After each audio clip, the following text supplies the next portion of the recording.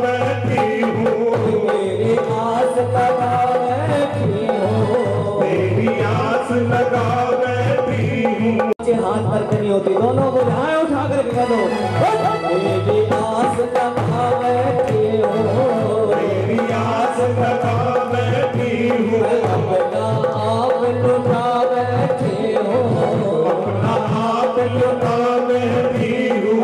आंखें खूब थका बैठी हूँ, आके खूब थका बैठी, अखियाँ खूब थका बैठी हूँ, अखियाँ खूब हार गई मैं, बहुत हुई अब हार गई। मेरे कान आधार सवरिया, सवरिया, सवरिया जल भर ली, सवरिया ले जल भर ली, सवरिया ले जल भर ली, सवरिया ले जल भर ली।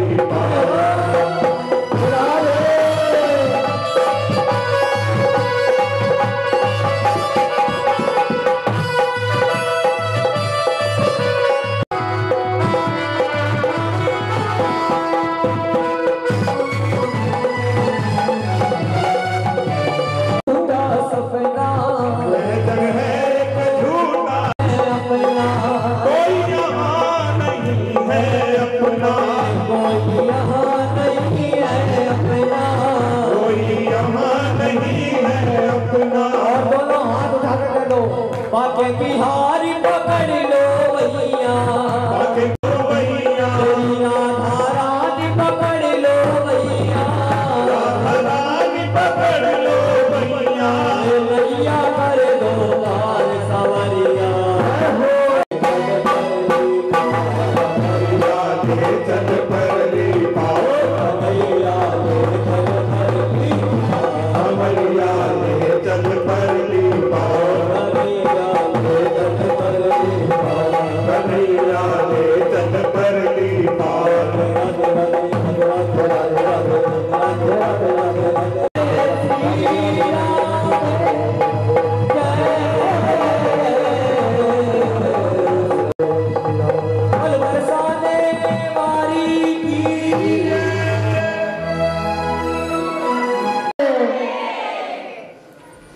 आज महाराज माता गंगा जैसे ही भागीरथ जी के कहने पर पृथ्वी पर आती हैं तो चारों ओर बाढ़ का माहौल हो जाता है। तो मेरे भोले बाबा उनको अपनी जटाओं में धारण कर लेते हैं, समेट लेते हैं। अब भोले बाबा को इतना आनंद आता है, कहते हैं अब मैं गंगा जी को नहीं जाने दूंगा। क्यों महाराज? गंगा में अलग ही आनंद है जैसे अमृतमय श्रीमद् भागवत में है। लेकिन भागीरथ जी ने हाथ जोड़कर प्रार्थना की, प्रभु मेरे पूर्वजों का उद्धार नहीं होगा यदि आप गंगा जी को पृथ्वी पर नहीं छोड़ोगे। आज एक जटा जैसे ही भोले बाबा ने खोली तो गंगा जी पृथ्वी पर आ गई और बहने लगी। बोले गंगा महारानी की जय। आज माता गंगा पृथ्वी पर आई तो राह में जाहन मुनि का आश्रम पड़ा, उनके आश्रम को डुबो कर ले गए साथ में अपने। आज जाहन मुनि को क्रोध आया तो अपने मुख में धारण कर ली। अब महाराज भागीरथ जी कहने लगे, अरे जाहन मुनि जी छोड़ दो हमारी गंगा को, हमारे पूर्वजों का कल्याण होगा गंगा से। तो कहते हैं मैं नहीं छोड़ूंगा। तो प्रार्थना करते हैं, चरणों में प्रणाम करते हैं। तो जाहन मुनि कान से गंगा जी को बाहर निकाल देते हैं। और राजा मैया का नाम क्या पड़ जाता है? गंगा मैया का नाम जाह्नवी पड़ जाता है। बोले जाह्नवी मैया की जय। जाहन जी की कर्णों से निकली तो जाह्नवी पड़ गया। आज गंगा मैया जैसे ही उस राख को स्पर्श करती हैं, यह जला स्पर्श मात्रेण, तो क्या होता है? यह जला स्पर्श मात्रेण ब्रह्मदंड हतापि सगरात मजादिवं जगमुः केवलम देहवस्मभिः। उस भस्म को जैसे स्पर्श किया तो महाराज सभी का उद्धार हो जाता है। बोले माँ भागीरथी की जय। आज महाराज सभी का उद्धार हो जाता है। जितने भी 60 के 60,000 पुत्र थे सब वैकुंठ को प्राप्त हो जाते हैं। इन्हीं के वंश में आगे चलकर राजा दीर्घबाहु हुए और दीर्घबाहु के वंश में आगे चलकर राजा दशरथ हुए हैं। राजा दशरथ के 4 पुत्र हुए जिनमें सबसे बड़े कौन हैं? राम जी महाराज। आज रामचंद्र भगवान का जन्म हुआ। चारों ओर दुंदुभियां बजने लगी, सभी देवी देवता लोग नाचने लगे, गाने लगे, पुकार करने लगे, जय हो रामचंद्र भगवान की जय। इस प्रकार सभी पुकार करने लगे। तो आइए हम भी पुकार करते हैं, बोले रामचंद्र भगवान की जय। और सभी देवी देवता लोग स्तुति करने लगे कि भय प्रकट कृपाला दीन दयाला कौशल्या हितकारी हर्षित महतारी मुनि मनहारी अद्भुत रूप विचार। भय प्रकट कृपाला दीन दयाला कौशल्या हितकारी हर्षित महतारी मुनि मनहारी अद्भुत रूप विचार। भूषण बनवाला नयन विशाला शोभा सिंधु करारी।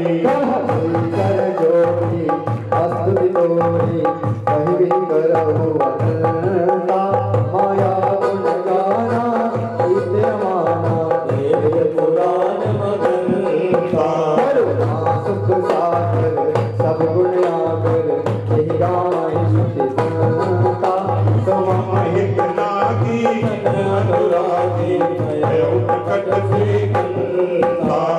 आंख निकाया निर्मित माया रोम रोम गति वेद कहे। हम उर सोवासी यह उपहासी सुनत दीन मत गिर न रहे। जब जाना तब भूत काना चरित बहुत विधि न चढ़े। कई कथा सुहाई मधुर बुझाई यही प्रकार सुख प्रेम रहे। आपुन डोरी सोमति डोरी सजहुतात यह रूपा की जैसे सुसीधा प्रिय सीधा यह सुख परम अनोखा। भजन सुजाना भोजन खाना कोई बालक सुर भूपा। यह चरित जुगा गई हरि पद पाप दीन पर ही भव खूपा। कृपाला दीन दयाला कौशल्या हितकारी हर्षित महतारी मुनि मनहारी अद्भुत रूप विचारी। हर्षित महतारी मुनि मनहारी अद्भुत रूप विचारी अद्भुत रूप विचारी अद्भुत रूप विचारी। अद्भुत रूप है आज भगवान रामचंद्र जी का। बड़ी सुंदर सी छवि राम जी महाराज की बड़े सुंदर प्रतीत हो रही हैं। चारों ओर दुंदुभियां बज रही हैं।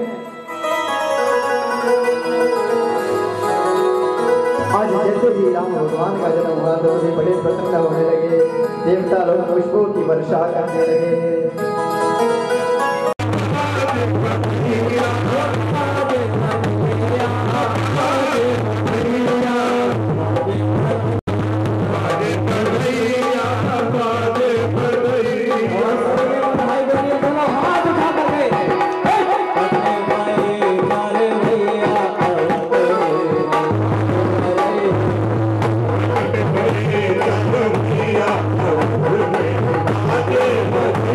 Yeah.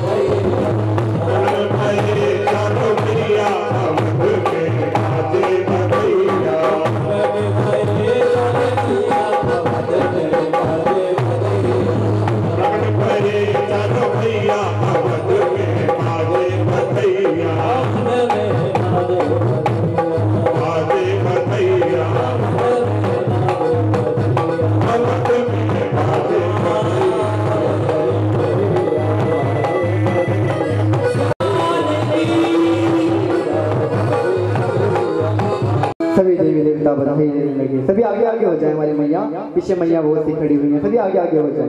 गोपाल आज महाराज विप्र धेनु सुर संतहित लीन हम मनुज अवतार, ब्राह्मणों की सेवा के लिए, गौओं की सेवा के लिए आज प्रभु ने अवतार धारण किया है। बोले रामचंद्र भगवान की जय।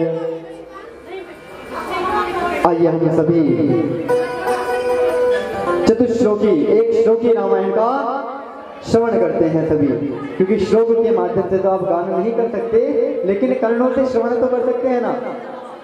मैया 1 घंटे में कितनी रोटी बनाती है? समझो 10 रोटी एक महिला 1 घंटे में 10 या 20 रोटी बनाती है, तो किसने कहा 3 महिला कितनी रोटी बनाएंगी? बोले वो रोटी नहीं बनाएंगे तो बातें बनाएंगे। बोले श्री राम है। तो महाराज यहाँ पर बातें मत बनाओ, निवेदन है। व्यचरतन बनो पद्म पद्भ्याम प्रियाय, पाणि स्पर्शाशवाभ्याम हम रजित पत्र जो यो हरिन्द्रानुजाभ्याम, वैरूप्या चूर्णाख्या प्रिय विरहर्षारोपित भ्रू विजृंभः, प्रस्ताव दीर्घ सेतु खलदवदहनः, कौसलेन्द्रो वतान्नः कौसलेन्द्रो वतान्नः कौसलेन्द्रो वतान्नः। यह है श्रीमद् श्री रामायण जी, एक श्लोकी रामायण है, जिनको श्रवण करने से हमें अब रामायण जी का भी फल प्राप्त हो गया। क्यों महाराज? हो गया ना मैया? संपूर्ण रामायण श्रवण करने का हमें सौभाग्य प्राप्त हो गया। अच्छा, एक समय की बात है, ध्यानपूर्वक सुने मैया, ध्यानपूर्वक सुने। एक समय की बात है, राम जी धीरे धीरे बड़े हुए। राम जी ने गुरु बनाए विश्वामित्र जी को। आज उनके गुरु विश्वामित्र जी राम जी से कहने लगे, अरे राम एक बात सुनो। बोले क्या बात सुने? राजा जनक ने ना एक प्रस्ताव रखा है जनकपुरी में। क्या प्रस्ताव रखा है? कि जो भी धनुष तोड़ेगा वही उनकी पुत्री जानकी को वरेगा। कितना सुंदर प्रस्ताव रखा है ना, कि जो भी धनुष को तोड़ेगा वही सीता जी को वरेगा। आज महाराज बड़े बड़े शूरवीर योद्धा सभा में आ रहे थे। विश्वामित्र जी राम जी को लेकर गए, लक्ष्मण जी चारों भैया को लेकर चले गए। राजा जनक के महल में पहुंचे, सभी शूरवीर बैठे हुए थे। आज विश्वामित्र जी ने कहा राजा जनक से कि हम देखो छोटे छोटे अपने शिष्यों को लाए हैं। तो कहने लगे तो बहुत छोटे से हैं, अभी तो बहुत छोटे हैं। नहीं नहीं, जो ये राम हैं ये तीनों भाइयों में सबसे बड़े हैं। अच्छा, और जो लक्ष्मण जी हैं बीच के हैं। आज जनक जी को बताया, जनक जी बड़े प्रसन्न हुए। सभी शूरवीर बड़े बड़े योद्धा धनुष को तोड़ने का प्रयत्न कर रहे हैं, लेकिन धनुष किसी पर नहीं टूट रहा। सभी ने बड़ा प्रयत्न किया, लेकिन धनुष महाराज नहीं टूटा। आज तो महाराज मैया थोड़ा शांत हो जाइए, थोड़ा शांत हो जाओ मैया, ध्यानपूर्वक सुन लीजिए कथा को। तो महाराज फिर क्या हुआ? विश्वामित्र जी ने जनक जी की ओर इशारा किया कि हमारा बालक बैठा है, ये तोड़ सकता है। लेकिन मन में सोचने लगे जनक जी, छोटा सा बालक है, कैसे तोड़ देगा? उन्होंने सोचा लक्ष्मण जी को कह रहे हैं। राम जी भी बेचारे चुपचाप बैठे हुए हैं। अब महाराज बैठे रहे, शूरवीर आए चले गए, शूरवीर आए चले गए, किसी पे धनुष टूट नहीं पाया। विश्वामित्र जी ने राम जी को इशारा किया, राम जी उठे नहीं, लक्ष्मण जी खड़े हो गए। अब महाराज राम जी ने सोचा यदि लक्ष्मण जी उठे और धनुष नहीं तोड़ पाए तो बड़ी बेइज्जती हो जाएगी। लक्ष्मण जी की ओर इशारा कर दिया, बैठ जाओ नीचे। जैसे ही राम जी ने लक्ष्मण जी की ओर इशारा करा, नीचे बैठ गए। प्रेम से उनको नीचे बैठा दिया। रघुपति शयन लखनऊ निवारे, रघुपति शयन लखनऊ निवारे रघुपति सयनहि लखनऊ निवारे रघुपति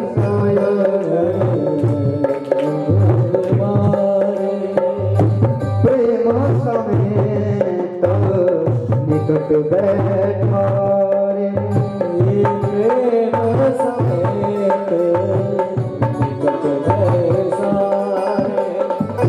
प्रेम समेत निकट बैठा रे प्रेम समेत निकट बैठा। आज विश्वामित्र जी समझ गए कि महाराज इसमें बिठा रहे हैं, ये इसको बैठा रहे हैं, बैठ गए वहां पर तो रहे, बैठ गए, लेकिन इशारे को भी समझ रहे थे। और क्या कहते हैं, विश्वामित्र जी ने इशारा किया राम जी को, उठाहूं राम भन जो भव चापा उठाहूं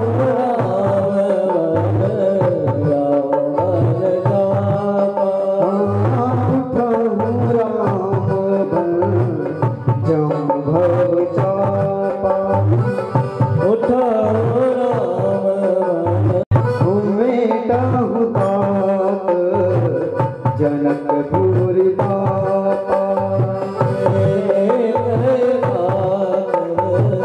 जनकपुर बापा। और क्या होता है महाराज फिर, सुनी गुरु वचन चरण तिरुनावा सुनी गुरु वचन चरण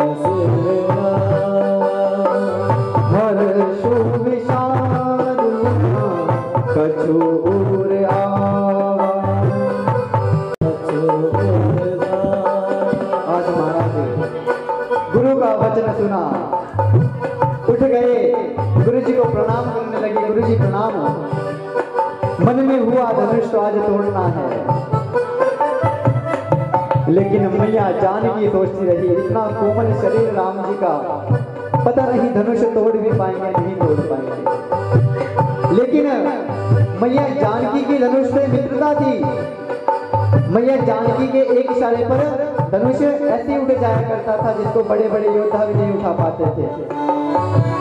मैया जानकी ने कहा हमारे राम जी बहुत कोमल हैं, उनको चोट ना पहुंच जाएगा। इस प्रकार कहने लगे।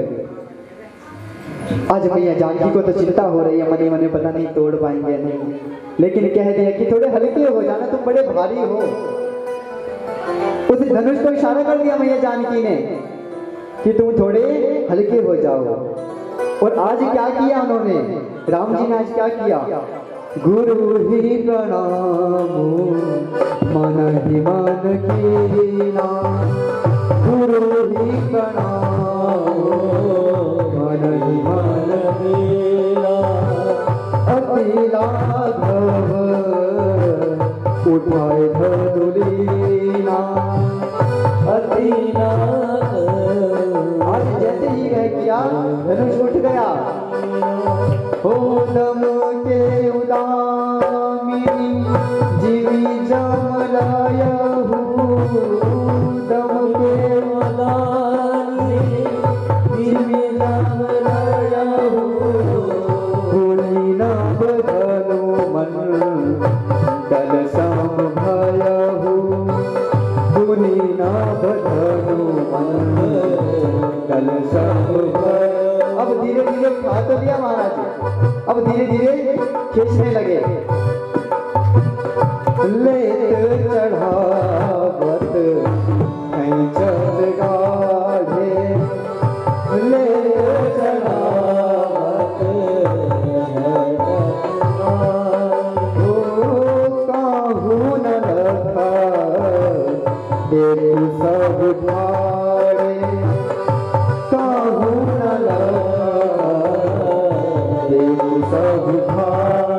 और फिर क्या होता है महाराज, कैसे उठा लिया, सब देखते के देखते रह गए, कैसे खींचा कैसे उठाया, देखते के देखते रह गए।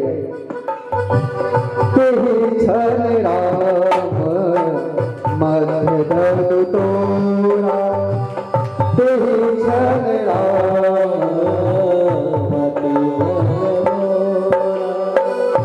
भरे भुवन धूलि घोर कठोरा,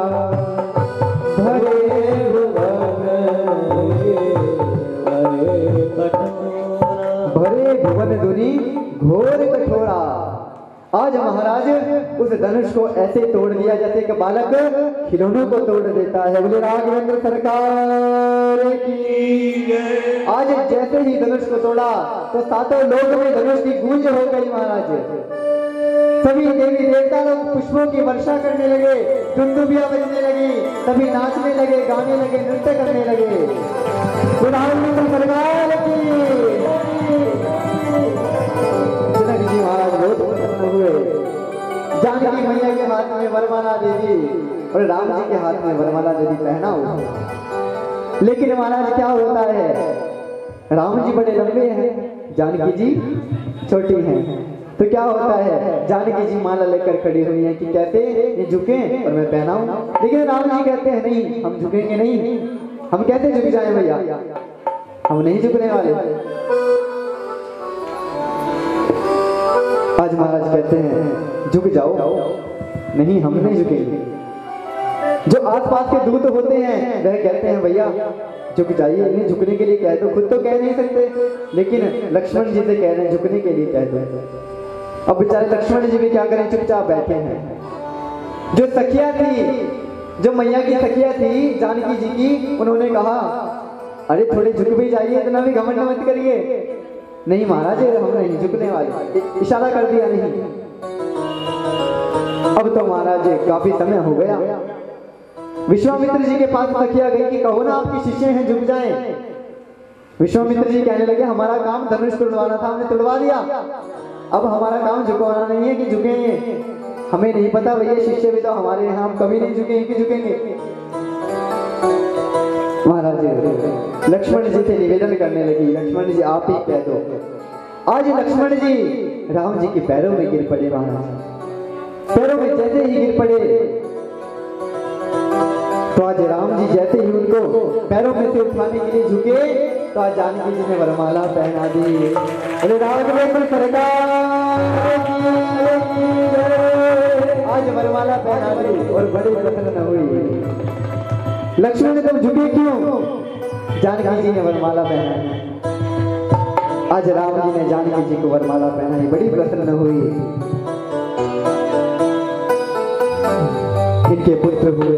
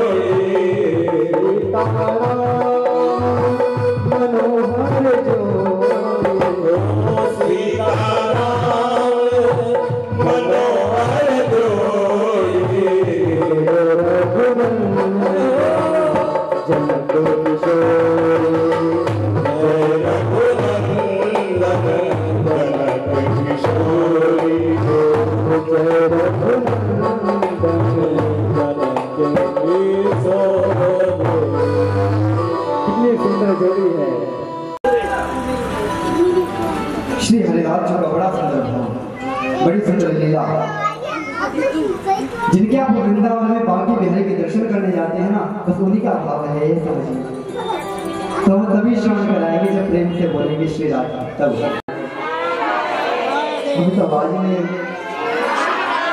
ऐसे नहीं चलने वाला, ऐसे तो हमारे बांके बिहारी हमारे मध्य नहीं आएंगे। बोलिए बिल्कुल बिल्कुल आवाज ना निकल जाए। क्यों जी? श्री राधे। तुम्हारे ध्यान पूर्वक श्रवण करना, नहीं तो मुझे आनंद नहीं आएगा। प्रिय स्टूडियो वालों से कहूंगा कि इसकी रिकॉर्डिंग अवश्य करें, क्योंकि बड़ा सुंदर भाव है। एक बड़े महापुरुष हुए हैं जिनको आज हम याद कर रहे हैं। कौन? श्री हरिदास जी। 100 वर्ष पहले की बात है। वल्लभाचार्य, रामानुजाचार्य, कबीर जी, मीरा, अनेकों भक्त हुए स्वामी श्री हरिदास जी, जो वैजू बाबरा और तानसेन के गुरु जी हैं। तानसेन के गुरु भी वही हैं और वैजू बाबरा के गुरु भी वही हैं। कौन है?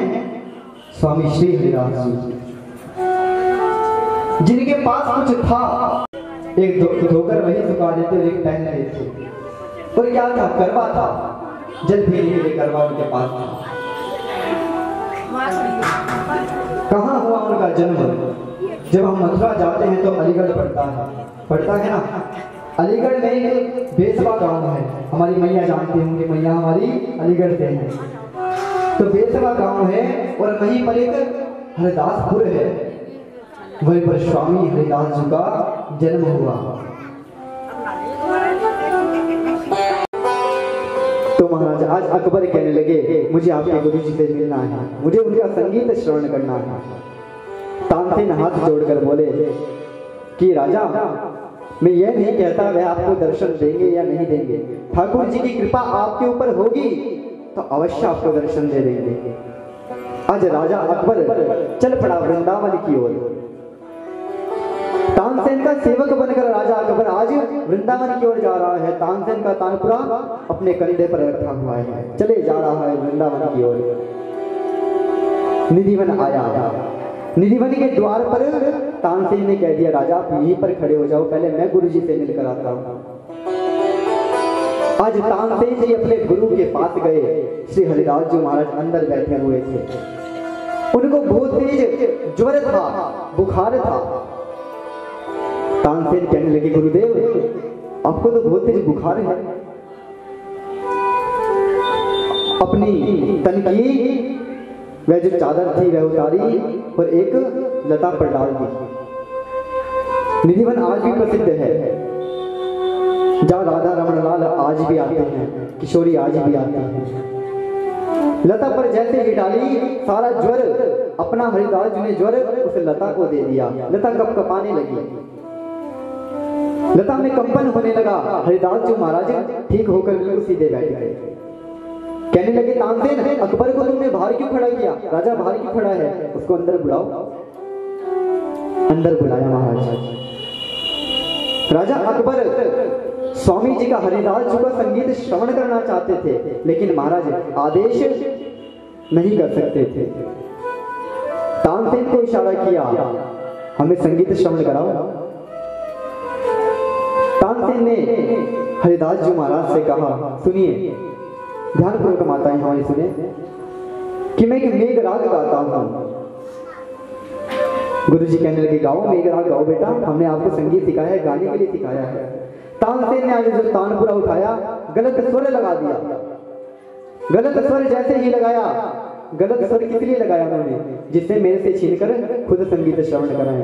गलत स्वर जैसे ही लगाया, हरिदास जी महाराज क्रोधित हो गए। ला तानपुरा मुझे दे, तुझे मैंने इतना संगीत सिखाया, लेकिन तेरी बुद्धि में फिर भी बात नहीं आई, तूने गलत स्वर लगा दिया। महाराज जो शास्त्रीय संगीत का जानकार होता है ना, वह एक भी स्वर गलत नहीं देख सकता। मैंने तुझे इतना संगीत सिखाया, तूने फिर भी गलत स्वर लगा दिया, मुझे दे तानपुरा, मैं बजाकर दिखाता हूं। आज महाराज मेघ राग जो बजाया हरिदास जी महाराज ने, सभी चिड़िया चहकने लगी, मोहर नाचने लगे, सभी देवी देवता लोग प्रसन्न होने लगे। आसपास की लताएं पताएं खिल चुकी थी, चारों ओर हरियाली छा चुकी थी, वातावरण ऐसा हो गया, हल्की हल्की वर्षा भी आने लगी। आज अकबर हरिदास जी महाराज के चरणों में गिर पड़ा। महाराज क्या संगीत श्रवण कराया है, क्या संगीत है। आप मुझसे जो मांगेंगे मैं तुम्हें वह दे दूंगा। हरिदास जी महाराज ने कहा, मैं रोज यमुना तट पर ना स्नान करने जाता हूँ, यमुना का एक कोना टूटा हुआ है तो उसको जुड़वा दो। बस इतनी सी बात। हाँ, बस इतनी सी बात। तानसेन अकबर हरिदास जी महाराज यमुना की ओर चले, यमुना की ओर जा रहे हैं। यमुना में नीचे उतरे, कहा यही वह कोना है, इसको जुड़वा दो। अकबर महाराज के चरणों में गिर पड़ा, हरिदास जी के चरणों में गिर पड़ा कि हजारों लाखों राजाओं की बादशाहत भी यदि इस कोने को जुड़वाना चाहे ना तो नहीं जुड़वा देता। क्या था उस कोने में? हीरे मोती जड़े हुए थे, मणि से सुशोभित था वह कोना यमुना जी का। वृंदावन में आकर उन्मग्न हो गया, चरणों में गिर पड़ा। वहां वृंदावन की क्या रज है।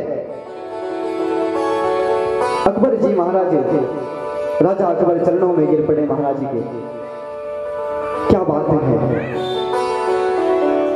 अकबर को हरिदास जी ने उठाया, कोई बात नहीं, क्योंकि वह केवल अकबर का घमंड दूर करना चाहते थे कि तुम्हारा घमंड दूर हो जाए। तुम्हें बहुत घमंड है ना कि मेरे पास बहुत धन है, तुम्हारा घमंड दूर हो जाए।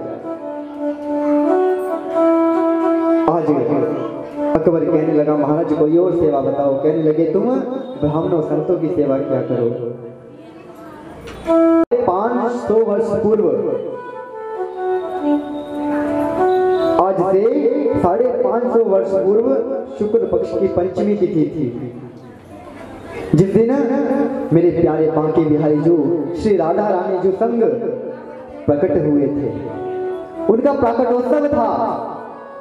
550 वर्ष पूर्व पंचमी शुक्ल पक्ष की तिथि थी। भाव से श्रवण करें, बहुत सुंदर कथा है। सभी संतगण, सभी लोग एकत्रित होकर हरिदास जी महाराज के पास आए। स्वामी गुरु, जिनके आप हमेशा दर्शन करते रहते हैं, जिन्हें श्री जी के लिए आप हमेशा रोते रहते हैं, कौन है वह? उनके दर्शन हमें भी कराओ, हमें भी उनके दर्शन करने हैं। हमारे मन में भी लालसा है उनके दर्शन करने की, हम भी उनके दर्शन करना चाहते हैं। आज महाराज हरिदास जी ने बड़ा सुंदर पद गाया कि माई मेरी सहज जोरी प्रकट भई, रंग की गोर जो श्याम घन दामिनी, जैसे प्रथम होती अजहू आगहू रही हैं तरहे तैसे। अंग अंग की उजराई सुगराई चतुराई सुंदरता ऐसे श्री हरिदास जी के स्वामी। श्री हरिदास जी के स्वामी श्यामा कुंज बिहारी सम वैस वैसे, माई सहज जोरी प्रकट भई। और यह पद गाते ही मेरे हरिदास जी ने बांके बिहारी जी और राधा जी को प्रकट कर दिया। बोले बांके बिहारी लाल की, जिनकी हम जय जयकार करते हैं, वृंदावन में जिनकी जय जयकार होती है, वही बांके बिहारी जी। अभी कथा और बाकी है महाराज, ध्यान पूर्वक सुने। बांके बिहारी जी को जब देखा तो प्रसन्न हो गए, मेरे बांके बिहारी जी प्रकट हो गए हैं। लेकिन जब लाडली जी को देखा, राधा रानी को देखा, तो आंखों से अंशुपात होने लगा। शिवंजनी आंखों से आज अंशुपात होने लगा और कहने लगे, महाराज बांके बिहारी ने कहा, तुम उदास क्यों हो गए? आज मेरा प्रकटोत्सव है, आज मैं प्रकट हुआ हूं, लेकिन तुम उदास क्यों हो? कहने लगे, मेरे पास एक लंगोटी है, एक ऊपर डालने का वस्त्र है जो मैं धो देता हूं, एक पहन लेता हूं।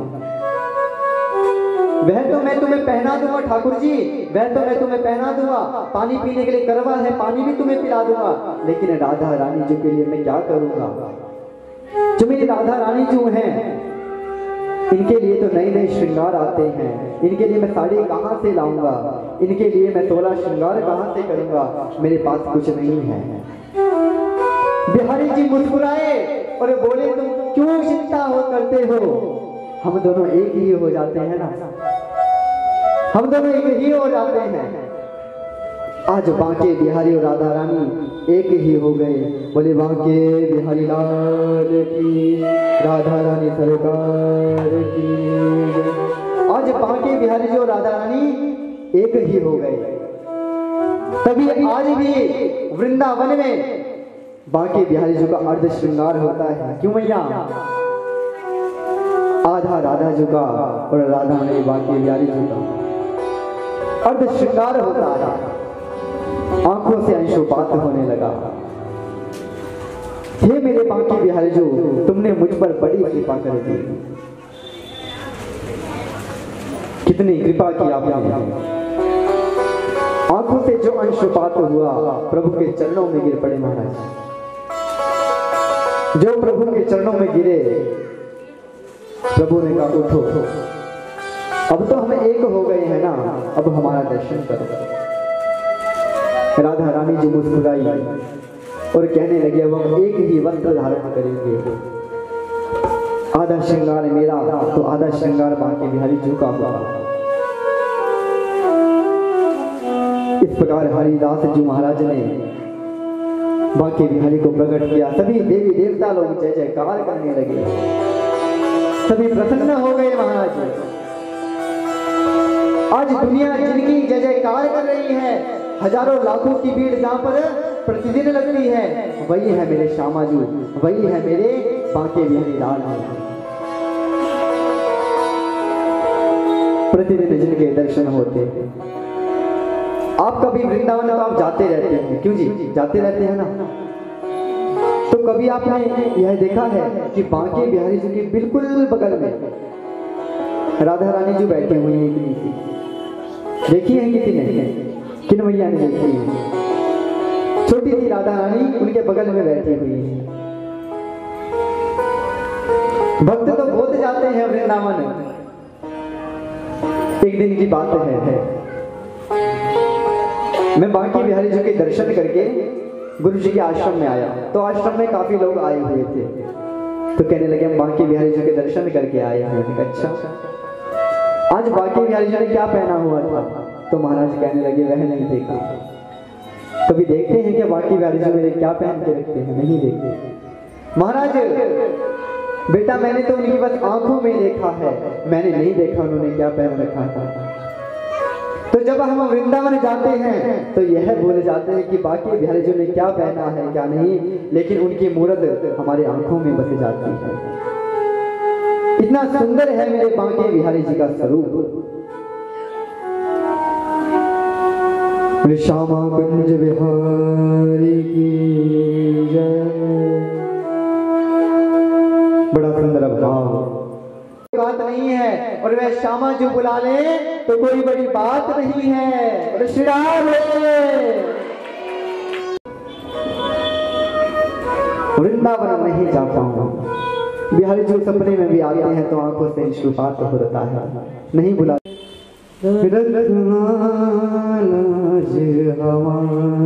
चले जाएंगे हम बिहारी जी, रखना रज हमारी, चले जाएंगे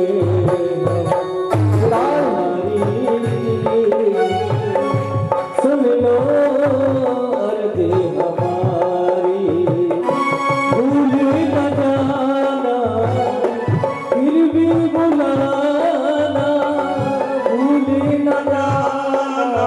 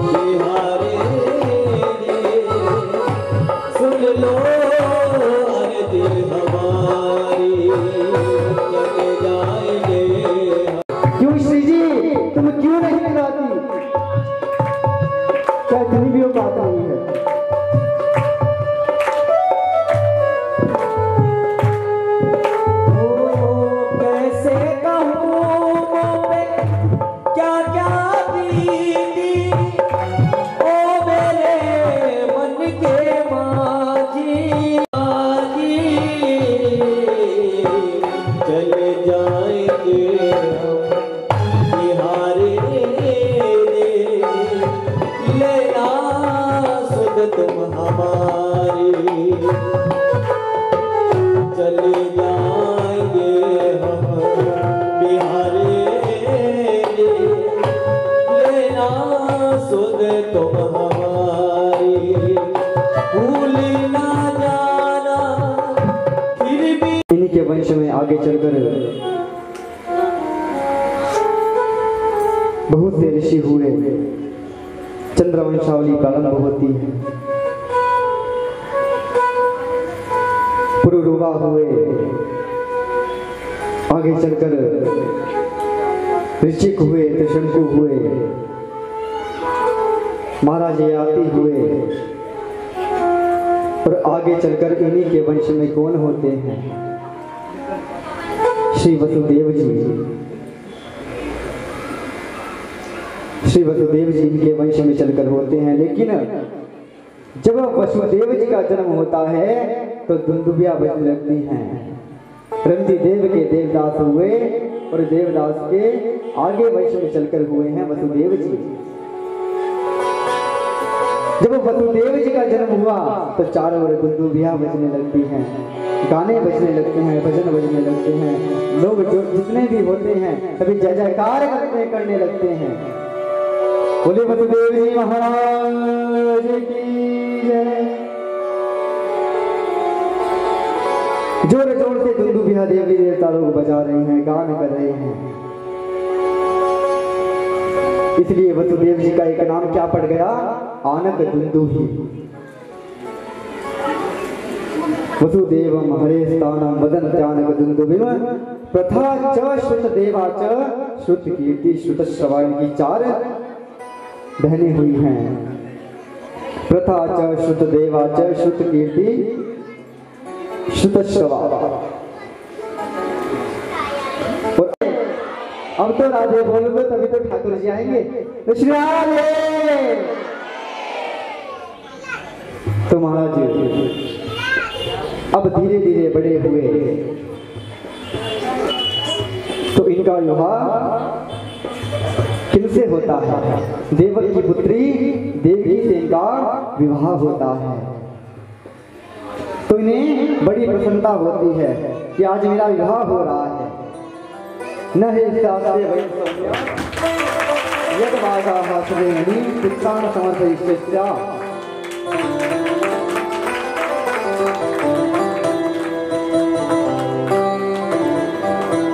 तो महाराज जब इनका विवाह देवक की पुत्री देवकी के साथ होता है तो बड़े प्रसन्न होते हैं। विवाह हो रहा है, लेकिन क्या होता है? विवाह के देवकी के विवाह के समय जो देवकी का भाई होता है वह बड़ा प्रसन्न होता है। कौन होता है देवकी का भाई?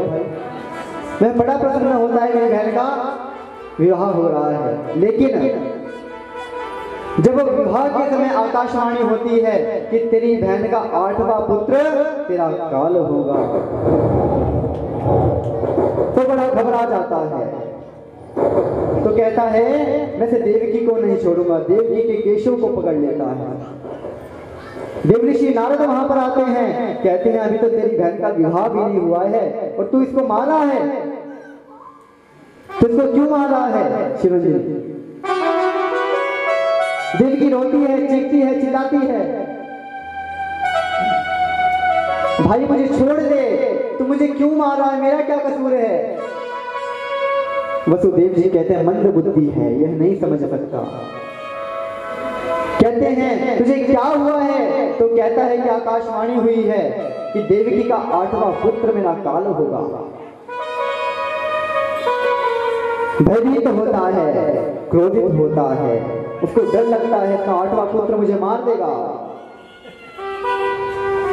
वसुदेव जी कहते हैं अरे सुन, एक काम कर, एक काम करना, इसका जब 8वां पुत्र होगा ना तो मैं तुझे ही दे दूंगा। तो वह तुझे कैसे मारेगा? नहीं, उसके मन में कुछ भी विचार नहीं आता। देवऋषि नारद भी कहते हैं कि रहने दे। जब वह कह रहे हैं कि 8वां पुत्र तुझे दे देंगे तो क्यों मार रहा है? लेकिन मन में एक ही बात है, मेरा काल काल काल काल। वसुदेव और देवकी को कारागृह में डलवा देता है। चलो कारागृह में। अपनी सभा में बैठा हुआ है, आज उनको कारागृह में डलवा दिया है। बैठा है सभा में। पहला पुत्र देवकी का जब होता है तो उसको वह पत्थर पर पटक कर मार देता है महाराज। आज सोचने लगा 8वां पुत्र ही तो काले है, तो 8वें पुत्र को मार दूंगा, और नहीं मारता। लेकिन देवऋषि नारद उसकी सभा में पहुंच जाते हैं और अपने झोले से पंखुड़ी निकालते हैं। कहते हैं 8 से 1 तक गिन। 8 से 1 तक गिनता है तो क्या बचता है? 8। कहता है अब 8 से 7 तक गिन तो बचता है 2 पर गिनती खत्म होती है। कहते हैं 8 से 6 तक गिन तो 3 पर गिनती खत्म होती है। अब वह विचार करता है कि मेरा तो ऐसे कोई भी पुत्र काल बन सकता है, कोई भी 8वां हो सकता है, 6वां 7वां कोई भी हो सकता है। क्या पता कौन सा पुत्र मेरा काल बन जाए। देवऋषि नारद चाहते हैं यह पाप करे और उसका काल जल्दी आ जाए, क्योंकि उन्हें पता है भगवान को कोई नहीं मार सकता। दूसरा पुत्र हुआ, कंस ने पटक कर मार दिया, मर गया। देवकी रोती रही, चीखती रही, चिल्लाती रही, मेरा पुत्र, हृदय से लगाया मेरा पुत्र। रात्रि के 12 बजे मेरे प्रभु देवकी के गर्भ से प्रकट हो जाते हैं। बोले कृष्ण कन्हैया लाल, बोले बांके हरिलाल, हरे कृष्ण लाल। आज मेरे प्रभु प्रकट हो जाते, लेकिन अभी नहीं। अभी कहाँ लेकर जाना है? अभी वसुदेव जी के घर, नंद बाबा के घर लेकर जाना है। क्या होता है? कथा को ध्यान से श्रवण करें। मेरे बांके बिहारी की कथा है, क्योंकि सुखदेव जी महाराज को पहले परीक्षित जी ने कह दिया था, भैया संक्षेप में श्रवण कराना, मेरे बाल कृष्ण की लीला ऐसे श्रवण मत कराना। तो संक्षेप में सभी श्रवण करें। आज देवी देवता लोग स्तुति करने लगे, लेकिन भगवान पूरा विराट स्वरूप धारण करके आए हैं। हाथ में शंख चक्र गदा मंजीरे, अपने हाथ में खड़ग भी लेकर आए हैं। आज देवी की मैया ने कहा, मैंने तुम्हें ये नहीं कहा था इस रूप में आओ, मैंने कहा था बाल स्वरूप में आओ, मैं आपको स्तनपान कराना चाहती थी। प्रभु कहने लगे, मैं कंस को मारने के लिए आया हूं, मैं अभी मार दूंगा। नहीं नहीं, मैंने तुम्हें छोटे रूप में देखना है, आपकी लीलाओं का बखान करना है संसार में, आपकी लीलाओं को सुनना है, आपकी लीलाओं को देखना है, तो छोटे से रूप में आओ ना। तो भगवान ने अपना छोटा सा स्वरूप बना लिया। बोले बाल कृष्ण लाल की। आज बिल्कुल छोटा सा स्वरूप मेरे प्रभु ने बना लिया, लेकिन क्या कहा मेरे बाल कृष्ण बाल गोपाल ने? मेरा जन्म तो हो गया है, लेकिन मेरे जन्म के साथ साथ गोकुल में एक छोटी सी लाली का जन्म हुआ है। मैया ध्यानपूर्वक सुने, छोटी सी लाली का गोकुल में जन्म हुआ है, तो वहां पर करो, मुझे वहां पर छोड़ दो। तो भैया कहने लगे, यहाँ पर ताले लगे हुए हैं, कैसे आपको लेकर जाएंगे? आज जैसे ही स्वरूप धारण किया, सभी ताले खुल गए, सभी के सभी ताले वहां पर खुल गए। आज महाराज सूप में, छोटे से सूप में लेकर गोकुल की ओर निकल पड़े हैं। वसुदेव जी गोकुल की ओर निकल पड़े, छोटे से सूप में लाला को रखा है। आज महाराज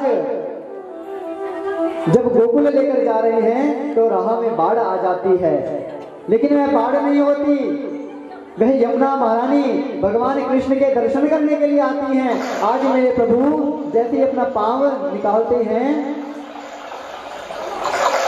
तो यमुना महारानी वहीं की वहीं थम जाती हैं। सभी देवी देवता लोग पुष्पों की वर्षा करते हैं और कहते हैं, सत्यं व्रतं सत्य परम सत्यं सत्यस्य योनिनिहितं च सत्ये सत्यस्य सत्यं सत्यनेत्रं सत्याग्रभुजं शङ्खगदायुधं श्रीहरितलक्ष्मं गलशोभिकोत्सवं पीताम्बरं सान्द्रपयोदशोभगं बलराम कृष्णलाल की महाराज लेकर आते हैं, उसको घर पर ले जाते हैं। आज मैया जो यशोदा होती है उनको यह पता नहीं होता कि लाला हुआ है लाली हुई है। सुबह उठकर देखती है सुनंदा कि आज यशोदा के लाला भयो है। बधाई हो, बधाई हो। आनंद के आनंद भयो कन्हैया लाल की, लगे आनंद भयो कन्हैया लाल की, आनंद के आनंद भयो कन्हैया लाल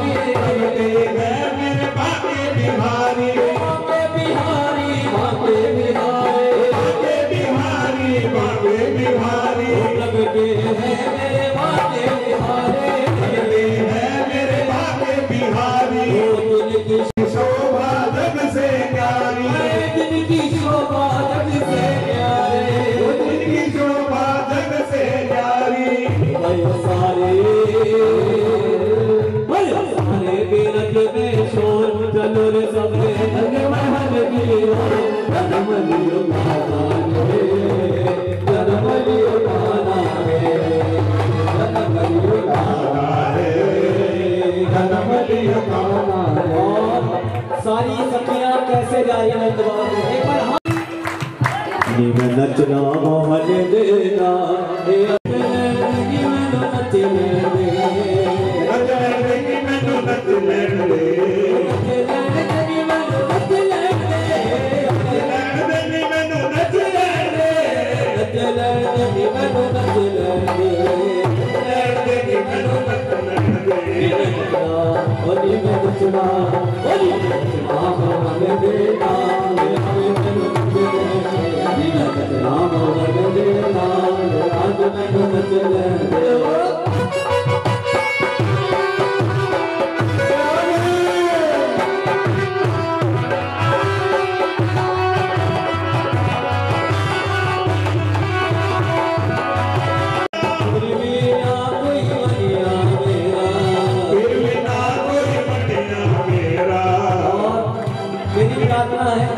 पीछे खड़े हैं आपके घर में जन्मदिन होता है ऐसे खड़े रहते हो बाबा हाथ उठा करके ओ फिर बिना कोई बढ़िया मेरा फिर बिना कोई बढ़िया मेरा करना संसार आशा मुझे नाम आज मैं तुझसे